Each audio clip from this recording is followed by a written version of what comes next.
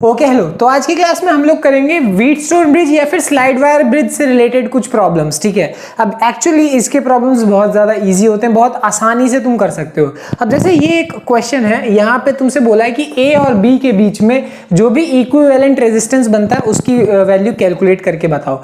अब तुम बोलोगे ये कहीं से भी व्हीटस्टोन ब्रिज तो है नहीं, उसमें बीच में गैल्वेनोमीटर लगता है। अब यहीं पे एक बात आती है सबसे इंपॉर्टेंट, देखो ये भी एक व्हीटस्टोन ब्रिज ही है और कुछ भी नहीं, इसको भी हम उसी मेथड से सॉल्व करेंगे।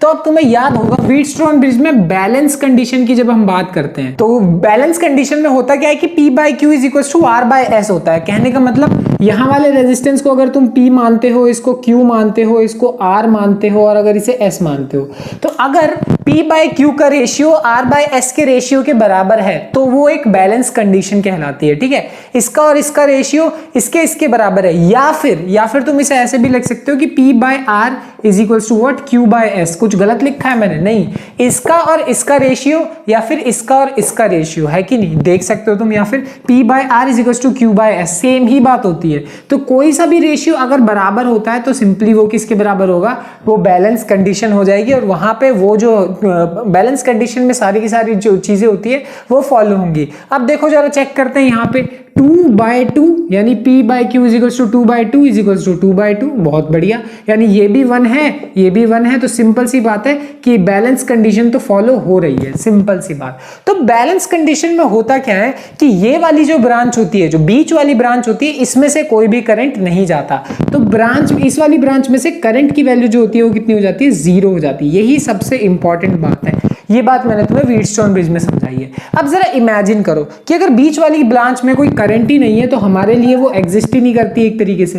यानी अगर मैं इसको मिटा भी दूं तो भी ये कुछ इस तरीके से दिखेगा, है कि नहीं। अब देखो, अब ये जो सर्किट है इसको तो तुम बचपन से सॉल्व करते आ रहे हो, मतलब 10th क्लास में हो तो भी आराम से इसको सॉल्व कर सकते हो, इतना ईजी है। तो ये अब इतना सिंपल सर्किट हो गया कि यहाँ पे ये 2 ओम और ये दूसरा वाला 2 ओम, यानी ये और ये आपस में किसमें है, सीरीज में है, और नीचे वाले ये और ये भी आपस में किसमें है, सीरीज में है। ठीक है, तो अब इसको सॉल्व करना तो हद से ज्यादा इजी हो गया। ये 2 ओम, ये 2 ओम, ये भी 2 ओम और ये भी 2 ओम। ठीक है, अब ये सीरीज में है तो अगर इनको तुम यहां से हटाओगे, ठीक है, और यहां पे अगर ऐसे लगाओगे तो ये कितना हो जाएगा, 4 ओम के बराबर हो जाएगा। इसको भी अगर तुम यहां से हटाओगे, ठीक है, और ऐसे यहां पे अगर लगाओगे तो ये भी कितना हो जाएगा, 4 ओम हो जाएगा। 2 + 2 4 ओम, सीरीज में, सिंपल सी बात है। और अब इनको अगर तुम्हें सॉल्व करना है तो 1/R equivalent is equals to 1/4 plus 1/4, जो कि किसके बराबर होने वाला है, 1 प्लस 1/4। एलसीएम सिंपल सा 4 आ जाएगा और ये हो गया 1/R इक्विवेलेंट। और R इक्विवेलेंट की हमारी फाइनल वैल्यू कितनी हो गई, 4/2, जिसका मतलब कितना हो गया, 2 ओम हो गया। सिंपल सी चीज, 2 ओम। तो देख सकते हो यहाँ पे साफ साफ की वैल्यू इसको निकालना बहुत बहुत बहुत ज्यादा इजी हो गया, बहुत ज्यादा सिंपल हो गया। ठीक है ना, कि इसकी वैल्यू कितनी आ गई, 2 ओम आ गई। तो कैलकुलेट करना कोई बहुत ज्यादा मुश्किल नहीं होता है। ठीक है, तो तुम्हें सिर्फ ये वाली कंडीशन पता होनी चाहिए कि P by Q is equal to R by S होता है।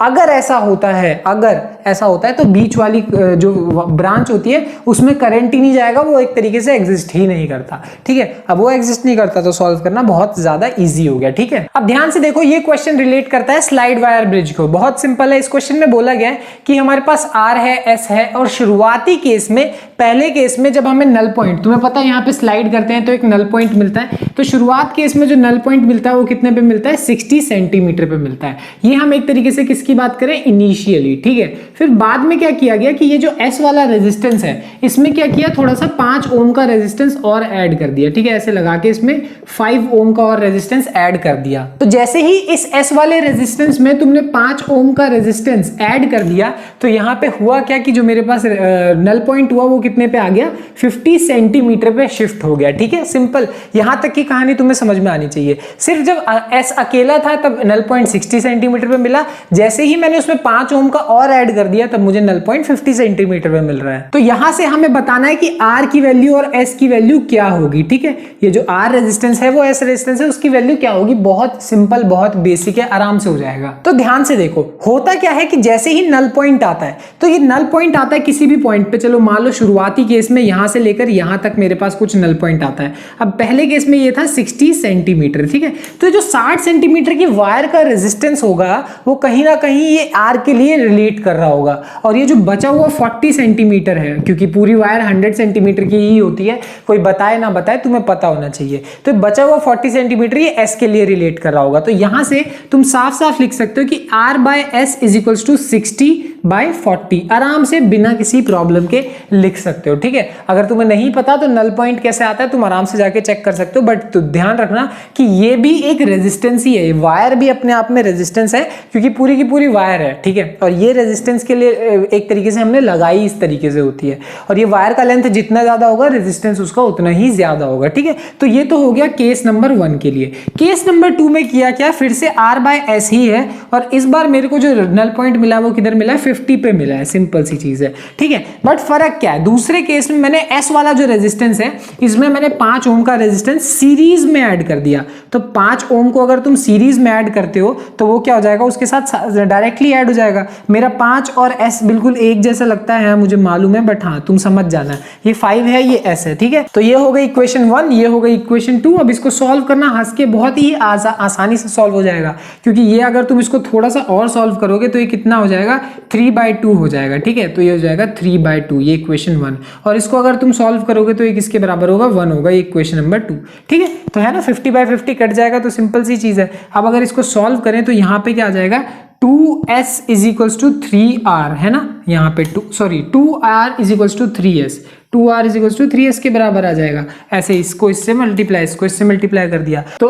r इज इक्वल्स टू किसके बराबर होगा, s प्लस 5 के बराबर हो जाएगा, है कि नहीं। तो यही है, s प्लस 5 की वैल्यू यहाँ भेजोगे। अब r की वैल्यू अगर यहाँ पुट कर देंगे तो कितना हो जाएगा, s plus 5 is equals to 3s, तो ये कितना हो गया, 2s plus 2 5 10 is equals to 3s, तो 10 इज इक्वल्स टू s, यानी s की वैल्यू हमारे पास कितनी आ गई, 10 ओम आ गई, आराम से, है कि नहीं। और इसी चीज को अगर यहाँ पे पुट कर दोगे तो r इज इक्वल्स टू कितना, 10 प्लस 5, जो कि कितना हो जाएगा मेरे पास, 15 ओम हो जाएगा। तो देखा तुमने इसको सॉल्व करना कितना ज्यादा आसान है। सिर्फ और सिर्फ तुम्हें ये वाला concept R by S basically null point वाला कंसेप्ट पता होगा तो बहुत ही ज्यादा आसानी से तुम इसको सॉल्व कर सकते हो, बिना किसी प्रॉब्लम, बिना किसी झंझट के, ठीक है। आराम से सॉल्व कर पाओगे बिना किसी प्रॉब्लम के। खैर अब जो भी है, बाकी मिलते हैं अगली क्लास में, बाय बाय।